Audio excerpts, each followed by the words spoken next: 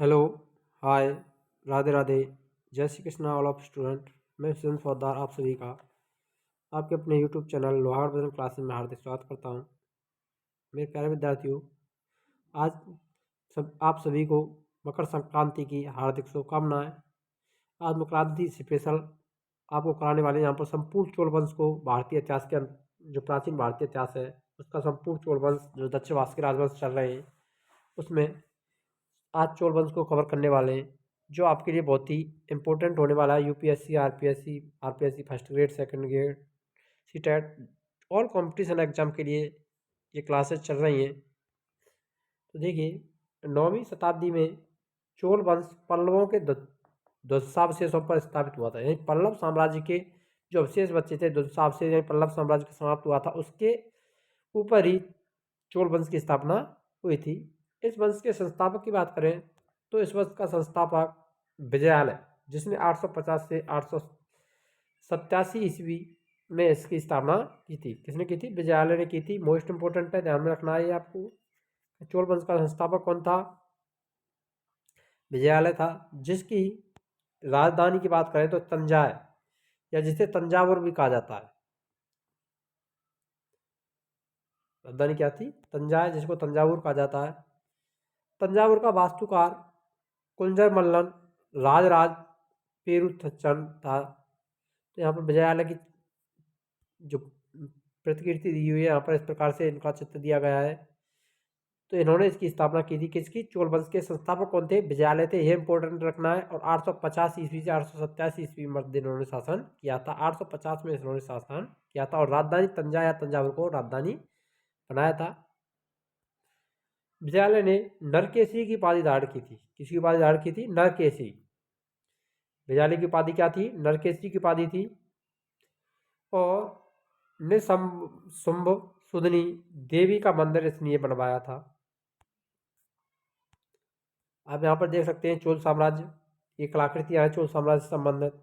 विष्णु और शैव धर्म से संबंधित अधिकांशतः आकृतियाँ यहाँ पर बनी हुई हैं। तो देखिए, ये संपूर्ण जो भाग दिया है ये चोल वंश का साम्राज्य था। यहाँ पर उसकी राजधानी तंजावुर थी।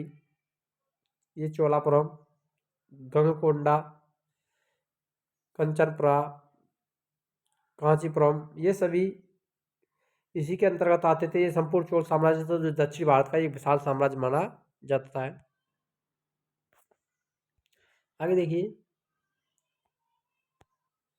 चोलों का स्वतंत्र राज्य आदित्य प्रथम ने स्थापित किया था।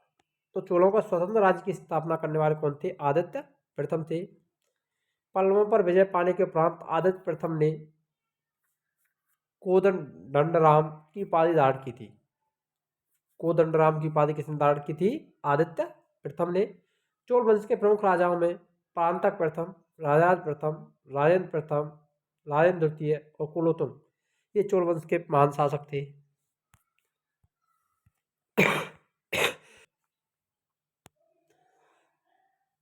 तक्कोलम के युद्ध में राष्ट्रकूट नरेश कृष्ण तृतीय ने परांतक प्रथम को पराजित किया था। किस युद्ध में पराजित किया था? तक्कोलम के युद्ध में राष्ट्रकूट नरेश कृष्ण तृतीय ने परांतक को पराजित किया था। इस युद्ध में परांतक प्रथम का बड़ा लड़का राजादित्य मारा गया था, मृत्यु को प्राप्त हुआ था। राजराज प्रथम ने श्रीलंका पर आक्रमण किया। वहां के राजा महिम फाइव को भगाकर श्रीलंका के दक्षिण जिला रोहड़ में शरण लेनी पड़ी थी। राजराज प्रथम ने कहां पर आक्रमण किया था? श्रीलंका पर। राजराज प्रथम श्रीलंका के विजित प्रदेशों को चोल साम्राज्य का एक नया प्रांत मुंडी चोल मंडलम बनाया। नए प्रांत की स्थापना की थी। मुंडी चोल मंडलम की स्थापना किसने की थी? राजराज प्रथम ने की थी। पोलन नोरवा को इसकी राजधानी बनाया गया था। मोस्ट इंपोर्टेंट है, ये भी ध्यान रखना है। पोलन नोरवा को मंडी चोल मंडलम की राजधानी बनाया था, जो कि श्रीलंका में उसने जो प्रजेत जीते थे राजराज प्रथम ने, वो चोल साम्राज्य के अंतर्गत नया प्रांत वहां पर स्थापित किया था। आगे देखिए, राजराज प्रथम शैव धर्म का अनुयायी था। किस धर्म को मानने वाले थे? शैव धर्म। इसने तंजौर में राजराजेश्वर का शिव मंदिर बनवाया था, जो कि बृहत मंदिर है। तो राजराजेश्वर मंदिर का निर्माण किसने करवाया था? तंजौर के राजराज प्रथम ने करवाया था। मोस्ट इंपोर्टेंट लगा लेना है आपको यहाँ पर, ये पूछा जाता है क्वेश्चन कि तंजौर के राजराजेश्वर मंदिर का निर्माण किसने करवाया था? तो राजराज प्रथम ने करवाया था। चोल साम्राज्य का सर्वाधिक विस्तार राजेंद्र प्रथम के शासनकाल में हुआ। बंगाल के पाल शासक महिपाल को पराजित करने के बाद राजेंद्र प्रथम ने गंगे कोड़ चोल की उपाधि धारण की थी। नवीन राजधानी गंगेकोड़ चोलपुरम के निकट चोलगंगम नामक विशाल तालाब का निर्माण भी इसी ने करवाया था।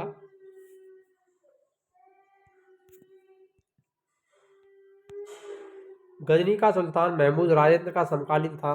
राजेंद्र द्वितीय ने प्रकेसरी की एवं वीर राजेंद्र ने राजकेसरी की उपाधि धारण की थी। चोल वंश का अंतिम राजा राजेंद्र तृतीय हुआ। चोल वंश के अंतिम राजा कौन थे? राजेंद्र तृतीय थे। चोलों एवं पश्चिमी चालुक्यों के बीच शांति स्थापित करने में गोवा के कद्दम शासक जयकेश प्रथम में मध्यस्थता की भूमिका निभाई थी। विक्रम चोल अभाव एवं अकाल की ग्रस्त जनता से राजस्व वसूल कर चिदम्बरम मंदिर का विस्तार करवा रहा था। कोलोतुंग द्वितीय ने चिदम्बरम मंदिर में स्थित गोविंदराज विष्णु की मूर्ति को समुद्र में फेंकवा दिया था। मोस्ट इंपोर्टेंट है ये। कालांतर में वैष्णव आचार्य रामानुजाचार्य ने उस मूर्ति का पुनरुद्धार किया और इसे तिरुपति के मंदिर में प्राण प्रतिष्ठित किया था। चोल प्रशासन में भाग लेने वाले उच्च पदाधिकारियों को पेरू नंदरम एवं निम्न श्रेणी के पदाधिकारियों को सेरू नंदरम कहा जाता था। संपूर्ण चोल साम्राज्य 6 प्रांतों में बटा हुआ था। प्रांत को मंडलम, ध्यान में रखना, यहाँ से क्वेश्चन पूछा जाता है कि चोल साम्राज्य में जो प्रांत होता था उसको मंडलम कहा जाता था। मंडलम कहा जाता था। मंडलम कोट्टम में और कोट्टम नाडु में, और नाडु कई कुर्मों में विभक्त होते थे। तो इस प्रकार से मंडलम, कोट्टम, नाडु और कुर्रम, इस प्रकार से चोल प्रांत साम्राज्य बटा हुआ था इकाइयों में। प्रांतीय इकाई थी चोल साम्राज्य की। नाडु की स्थानीय सभा को नाट्टूर और नगर की स्थानीय सभा को नगरतार कहा जाता था। मोस्ट इंपोर्टेंट है, ये क्वेश्चन पूछा जाता है यहाँ से, इसीलिए आपको इसको मोस्ट कर लेना है। नाडु की सभा नाट्टूर और नगर की स्थानीय सभा को नगरतारम। बेललाल जाति के धनिक किसानों ने केंद्रीय सरकार की देखरेख में नाडु के कामकाज में अच्छा खासा नियंत्रण हासिल किया था।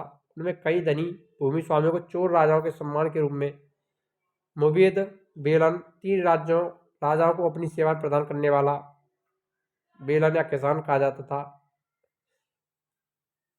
अरियार प्रधान जैसी उपाधियां दी गई थी। उन्हें केंद्र में महत्वपूर्ण राजकीय पदवी सौंपे गए थे। स्थानीय स्वशासन चोल प्रशासन की मुख्य विशेषता थी। मोस्ट इंपोर्टेंट है ये भी। स्थानीय प्रशासन चोल साम्राज्य की प्रमुख विशेषता मानी जाती है। और सर्वसाधारण लोगों की को सम्मति थी, ये भी आपको नोट करना है यहाँ पर। और क्या था? चोल काल में सर्वसाधारण लोगों की सम्मति, जिसका कार्य होता था सार्वजनिक कल्याण के लिए तालाबों बगीचों के निर्माण हेतु गांव की भूमि का अधिग्रहण करना। सभा और महासभा, यह मूलतः अग्रहारों और ब्राह्मण बस्तियों की सभा थी। इसके सदस्यों को पेरुमक्कल कहा जाता था। यह सभा बरियम नाम की समितियों के द्वारा अपने कार्य संचालन को करती थी।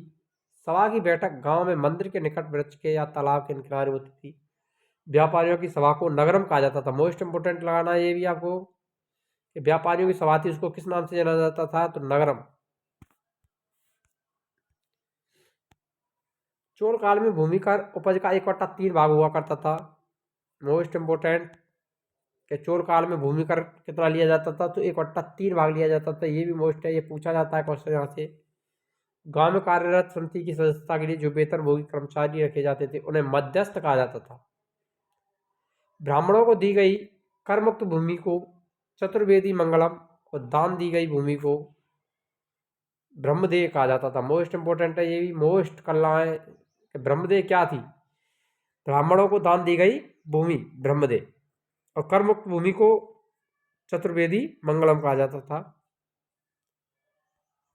चोल सेना का सबसे संगठित अंग पदाती सेना यानी पैदल सेना होती थी। चोल काल में कुंजुल सोने के सिक्के होते थे। तो सोने के सिक्कों को क्या कहा जाता था? चोल काल में कुंजुल कहा जाता था। तमिल कवियों में जैन गोदार प्रसिद्ध कवि थे। जो कुलोत्तुंग प्रथम का राजकवि था, मोस्ट इंपोर्टेंट करना है ये भी, कुलोत्तुंग प्रथम के राजकवि कौन थे? जैन गोंदर। उनकी रचना कलिंग तुर्पड़ी है।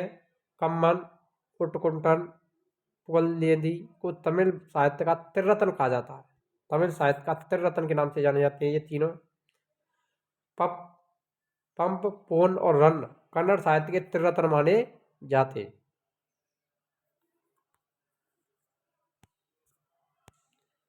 पर्सी ब्राउन ने तंजौर के बृहदेश्वर मंदिर के विमान को भारतीय वास्तुकला का निष्कर्ष माना था। चोलकालीन नटराज प्रतिमा को चोल कला का सांस्कृतिक सार या निचोड़ कहा जा सकता है। चोल कांस्य प्रतिमाएं संसार की सबसे उत्कृष्ट कांस्य प्रतिमाओं में गिनी जाती हैं। शैव संत ईशान से पंडित राजेंद्र प्रथम के गुरु थे। चोल काल में 10वीं शताब्दी का सबसे महत्वपूर्ण बंदरगाह कावेरीपट्टनम था। क्या था? कावेरीपट्टनम बंदरगाह था चोल काल का सबसे महत्वपूर्ण बंदरगाह कावेरीपट्टनम को माना जाता था। बहुत बड़ा गांव जो एक इकाई के रूप में शासित किया जाता था उसको तनियर कहा जाता था। उत्तर मेरू शिलालेख जो सभा संस्था द्वारा विस्तृत वर्णन प्रस्तुत करता है परांतक प्रथम के शासन काल से संबंधित है। चोलों की राजधानी कालक्रम के अनुसार थी उदययूर, तंजौर, गंगेकोट, चोलपुरम और कांचो। ये इनकी राजधानी थी। मोस्ट इंपोर्टेंट करना है आपको, ये सभी राजधानियों का क्रम याद रखना है। चोल काल में सड़कों की देखभाल बगान समिति करती थी। चोल काल आम वस्तुओं के आदान प्रदान का आदान होता था। चोल काल के विशाल व्यापारी समूह निम्न बलंजियार प्रधानादेशी होते थे। विष्णु के उपासक अलवार एवं शिव के उपासक नैनार संत कहलाते थे। अगर वीडियो अच्छी लगी हो तो वीडियो को लाइक करें, शेयर करें। यदि आप हमारे चैनल पर नए हैं तो चैनल को सब्सक्राइब अवश्य करें और वीडियो को लाइक कर दें। और हमने इसकी प्लेलिस्ट बना रखी है, उसमें आप जाकर के हमने सभी वीडियो को देख सकते हैं। आपने नहीं देखी है तो मिलते हैं नेक्स्ट वीडियो में, तब तक के लिए जय हिंद, राधे राधे।